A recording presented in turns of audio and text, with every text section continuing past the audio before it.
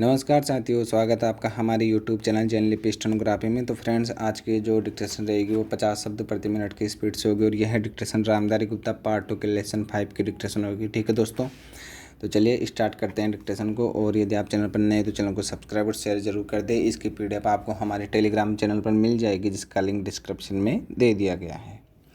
Dictation start होगी 3 second बाद।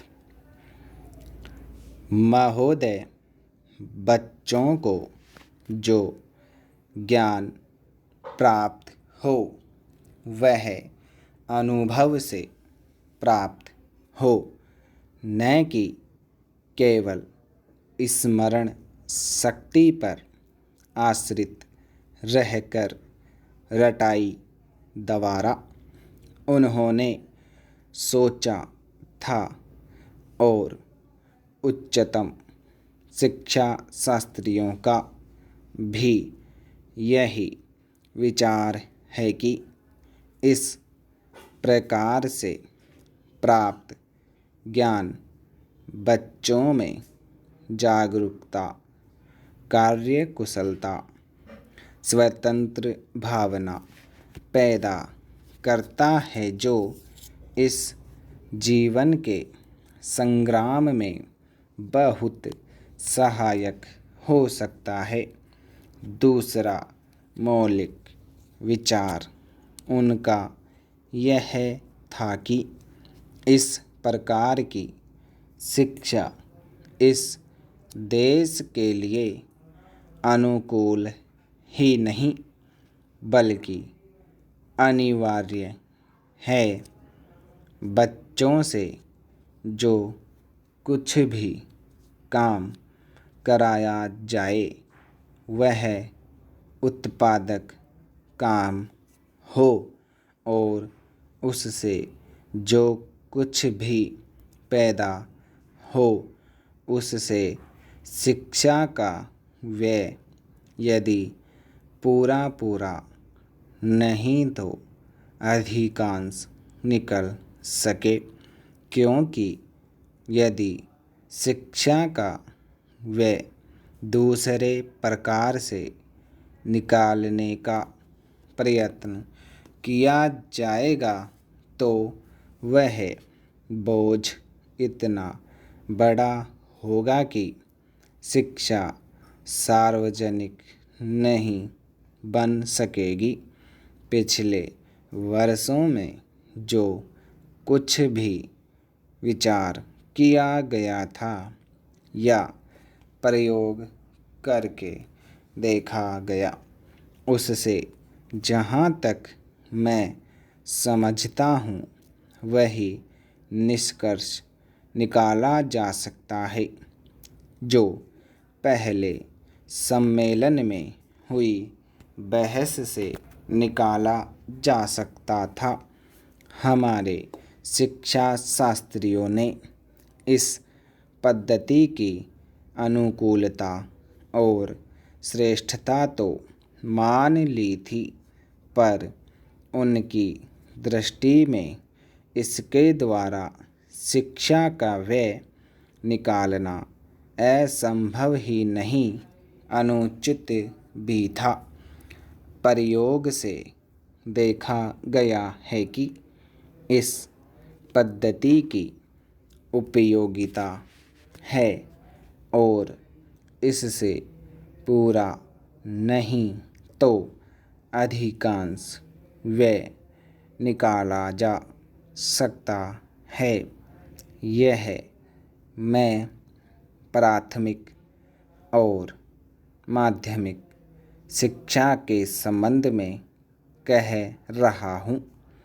उच्च कोटि की शिक्षा के संबंध में अभी प्रयोग नहीं के बराबर हुआ है, इसलिए उसके संबंध में अभी कुछ भी कहना संभव नहीं है।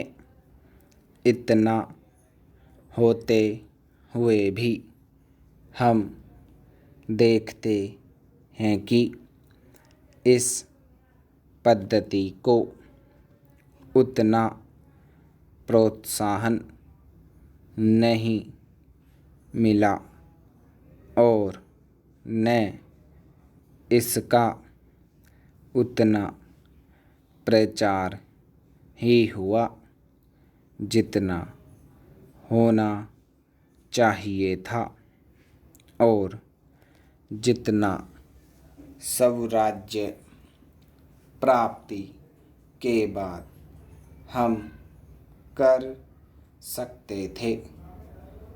इसका कारण जहाँ तक मैं समझता हूँ यही है कि इसकी उपयोगिता प्रमाणित होने पर भी पुरानी पद्धति पर जो आस्था थी वह अभी पूरी नहीं हुई है और इसी कारण शिक्षा के काम में जो व्यक्ति लगे हुए हैं उनका न तो इस ओर ध्यान गया है और न उन्होंने इस विषय पर गहराई से चिंतन ही किया है। आज भी हम इतना ही कह सकते हैं कि इस पद्धति का अभी केवल प्रयोग ही किया जा रहा है।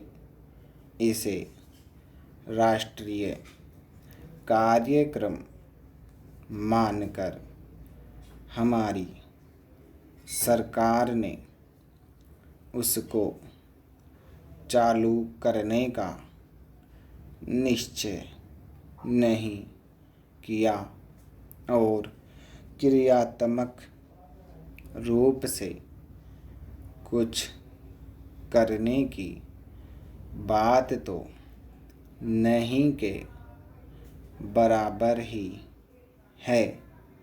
उसका परिणाम यह हुआ है कि पुरानी पद्धति की संस्थाएं दिन प्रतिदिन बढ़ती जा रही है और शिक्षा पर सरकार जो कुछ भी व्यय कर सकती है या करना चाहती है उसका बहुत बड़ा अंश उस पद्धति को ही बनाए रखने में व्यय हो रहा है और इस पद्धति को बहुत कम प्रोत्साहन मिला है।